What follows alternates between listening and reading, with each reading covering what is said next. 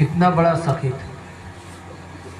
ہم اور آپ دیکھا جاتا ہے اگر بھکاری آوا کہو 1 روپیہ دے دیا گوا اور تیسرے چوتھے پھر آئے گا تو کہا جاتے ہیں ارے اس دن ابھی 1 روپیہ لے گیا ہے پھر آئے گا. لاگا تو 1 روپیہ مکا دھنی بنائے تھے.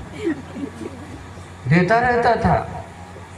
تو اس نے کہا کہ علی کیسے مانوں کہ تمہارے نبی سخی تھے؟ سخی تو حاتم تائی ہی تھا. تو حضرت علی کا ایمان دیکھو، فرماتے ہیں حاتم تائی سخی نہیں تھا. کہا کیوں؟ کہا اگر وہ سخی ہوتا تو پہلے ہی دروازے پر مانگنے والے نے جب مانگا تھا تو اتنا دے دیتا کہ پھر اس مانگنے والے کو دوسرے دروازے پہ جا کے مانگنے کی ضرورت نہ پڑتی. بے شک. لیکن وہ دیتا تھا، ضرورت بھر نہیں دیتا تھا، اسی لیے بھکاری پلٹ پلٹ کے مانگا کرتا تھا. اور میرے نبی نے جس کو دیا تو پھر دوبارہ اس کو مانگنا نہیں پڑا. بے شک. ایسا دیا.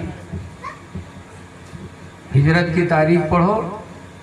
مکہ سے حضور جا رہے تھے، حضرت ابو بکر و حضور راستے میں بھوکے ہوئے تو ایک جھوپڑی نظر آئی. حضور گئے وہاں اس میں بڑھیا تھی جس کا نام تھا ام معبد. ام معبد بڑھیا سے میرے پیغمبر فرماتے بوڑھی ماں ہم لوگ بھوکے ہیں، کچھ کھلا سکتی ہو؟ کہا بیٹا کچھ بھی نہیں ہے گھر میں. تو ایک بکری بندھی تھی دبلی پتلی. سرکار فرماتے بوڑھی ماں اگر گھر میں کچھ نہیں ہے تو اجازت دے دو تو اس بکری کا ہم دودھ دو کے پی لیں.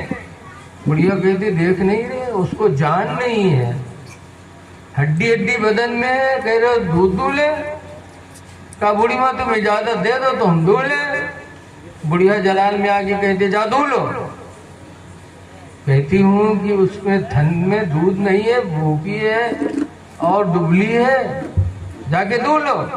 اللہ کے رسول گئے اور بسم اللہ الرحمن الرحیم پڑھ کے جو ہاتھ لگایا تن میں تو اللہ کا کرم ہوا کہ تھن میں بھی دودھ ہو گیا، بکری تندرست بھی ہو گئی.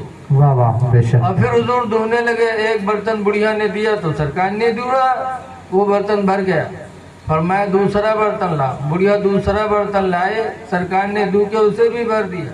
فرمایا اور تیسرا برتن لا. پھر لائے، پھر بھر دیا. یہاں تک کہ وہ گھر کے برتن لاتی رہی اور سرکار بکری کا دودھ دہ کے اس کے برتنوں کو بھرتے رہے. واہ واہ واہ. جتنے گھر میں اس کے بھگونا پتیلی رہے سب بھر گئے. جب اس نے کہا کوئی برتن نہیں ہے تب سرکار نے دہ کے بڑھیا کو پلایا، اپنے دوست ابو بکر کو پلایا، خود پیا اور حضور